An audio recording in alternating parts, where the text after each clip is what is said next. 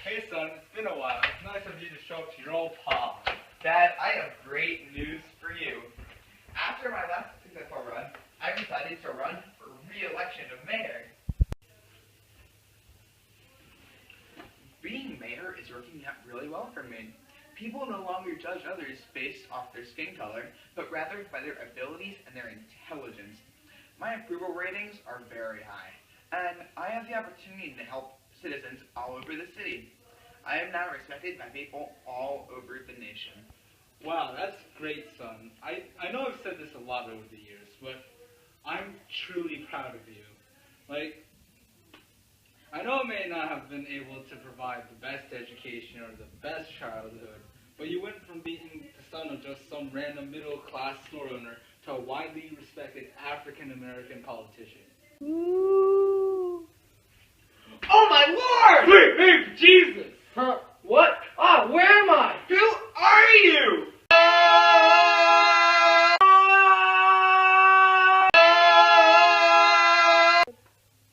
Hold up a second. Is that you, Dad? I thought you were dead.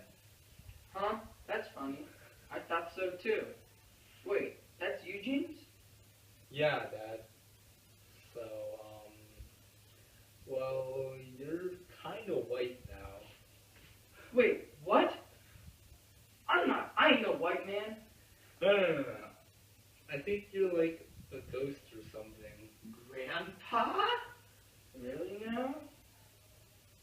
What's new nowadays? Oh, there's been a whole civil rights movement for us blacks. We can actually do things now. Really? We may have gotten the right to vote during my time, but I sure never did such a thing because of the darn poll taxes and literacy tests that they imposed on us. Well, while you were gone, a lot has happened in the movement.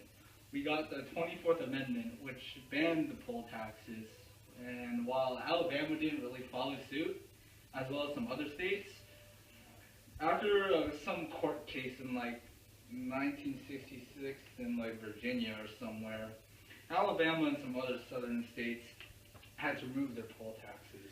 That was Harper versus Virginia Board of Elections. Anyways, going off what Dad said, there was a lot of legislation passed after the 30s.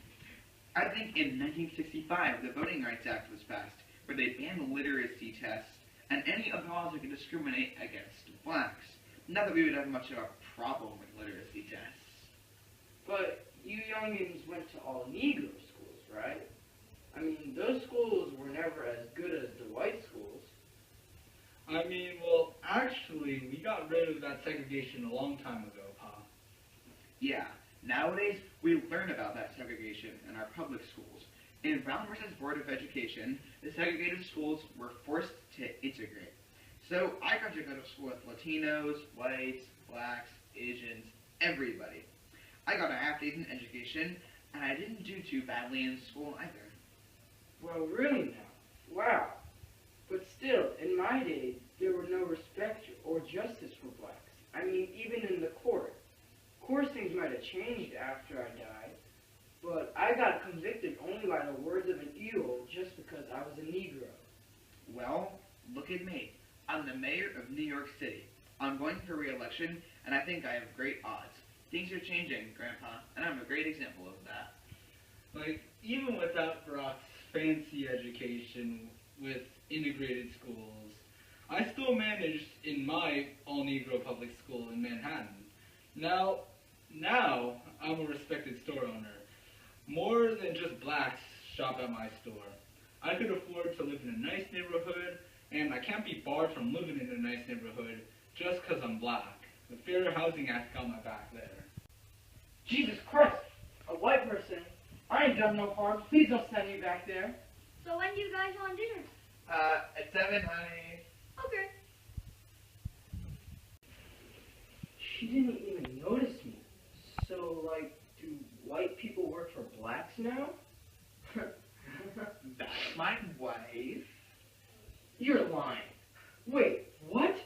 How is it even possible for a black man to marry a white woman? Back in my day, this was unheard of. Nowadays, people don't hate African Americans. It's socially acceptable for people to marry interracially. Ever since the Supreme Court case ruling on the matter back in 1967, it's been legalized in every single state. Yeah, it was pretty great. Like, in my time, it was big news. The Levy versus Virginia case in, 1967. It was just passed then, but people were still adjusting, and there weren't many couples that were interracial.